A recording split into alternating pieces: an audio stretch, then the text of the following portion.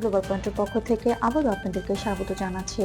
আজ আমরা আলোচনা করব ক্যারিবিয়ান অঞ্চলে সাম্প্রতিক একটি আলোচিত ঘটনাকে ঘিরে তৈরি হওয়া আন্তর্জাতিক আলোচনা নিয়ে। সামাজিক যোগাযোগ মাধ্যমে কিছু অনলাইন ভিডিওতে দাবি করা হচ্ছে ভেনেজুয়েলাকে দুর্বল মনে করে যুক্তরাষ্ট্র বড় ধরনের ভুল করছে এবং দেশটির সামুদ্রিক সীমার কাছে পরিস্থিতি হঠাৎ জটিল হয়ে ওঠে।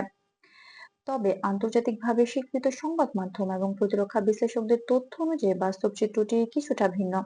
যুক্তরাষ্ট্র ক্যারিবিয়ান সাগর এলাকায় নিয়মিত নৌ টহল পরিচালনা করে থাকে। এর মূল উদ্দেশ্য হিসেবে উল্লেখ করা হয় আন্তর্জাতিক জলসীমার নিরাপত্তা, মাদক পাচার প্রতিরোধ এবং আঞ্চলিক পর্যবেক্ষণ। ভেনেজুয়েলা তাদের উপকূলীয় জলসীমা নিয়ে দীর্ঘদিন ধরেই সতর্ক অবস্থান বজায় রাখছে। সাম্প্রতিক সময়ে দেশটির নৌ নজরদারি জোরদার করেছে এবং রাডার পর্যবেক্ষণ ব্যবস্থায় বিনিয়োগ বাড়িয়েছে বলে আন্তর্জাতিক প্রতিবেদনে উল্লেখ করা হয়েছে। এর ফলে সমুদ্র পথে চলাচলের সময় উভয় পক্ষের নৌ ইউনিট থেকে অপরকে পর্যবেক্ষণ করছে, যা আন্তর্জাতিক জলসীমায় একটি পরিচিত প্রক্রিয়া। অনলাইন আলোচনায় বলা হচ্ছে পরিস্থিতি মুহূর্তে ভয়ঙ্কর রূপ নিয়েছিল, তবে রয়টার্স, অ্যাসোসিয়েটেড প্রেস এবং বিসিবির তথ্য অনুযায়ী কোনো মার্কিন যুদ্ধজাহাজ সরাসরি বিপদের মুখে পড়েছিল বা নিয়ন্ত্রণের বাইরে কোনো ঘটনা ঘটেছে এমন কোনো প্রমাণ পাওয়া যায়নি। বরং এটি ছিল নিয়ম মেনে পরিচালিত নজরদারি ও যোগাযোগের একটি পর্ব।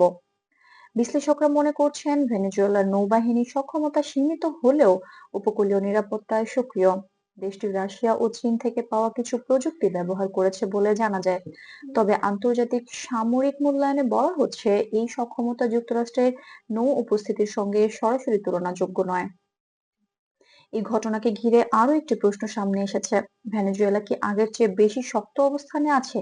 বিশেষজ্ঞদের মতে ভেনেজুয়েলার আঞ্চলিক পর্যায়ে নিজেদের অবস্থান স্পষ্ট করতে চায়, তবে সামগ্রিক শক্তির ভারসাম্যে বড় কোনো পরিবর্তন ঘটেছে এমন সিদ্ধান্তে পৌঁছানোর মতো তথ্য এখনো নেই।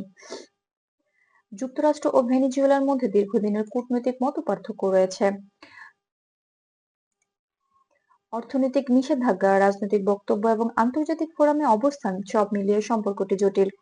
তবুও সাম্প্রতিক বছরগুলোতে উভয় পক্ষই সরাসরি বড় ধরনের সামরিক সিদ্ধান্ত এড়িয়ে চলার নীতিতে রয়েছে বলে আন্তর্জাতিক মহল মনে করছে। সব মিলিয়ে বলা যায় ক্যারিবিয়ান অঞ্চলের এই ঘটনা কোনো আকস্মিক বিপর্যয়ের গল্প নয়, বরং এটি আন্তর্জাতিক জলসীমায় নিয়মিত নজরদারি, কূটনৈতিক অবস্থান এবং আঞ্চলিক নিরাপত্তা বাস্তবতার একটি অংশ। সামাজিক মাধ্যমে যে নাটকীয় ভাষার বিষয়টি তুলে ধরা হচ্ছে, বাস্তব চিত্র তার চেয়ে অনেক বেশি নিয়ন্ত্রিত এবং তথ্যভিত্তিক। গ্লোবাল পয়েন্টের পক্ষ থেকে আমরা এই বিষয়টি পর্যবেক্ষণ করছি ভ্যালিড ও নির্ভরযোগ্য আন্তর্জাতিক সূত্রের আলোকে। বিশ্ব পরিস্থিতি নিয়ে এমন নিরপেক্ষ বিশ্লেষণধর্মী আপডেট পেতে গ্লোবাল পয়েন্ট চ্যানেলটি সাবস্ক্রাইব করতে ভুলবেন না।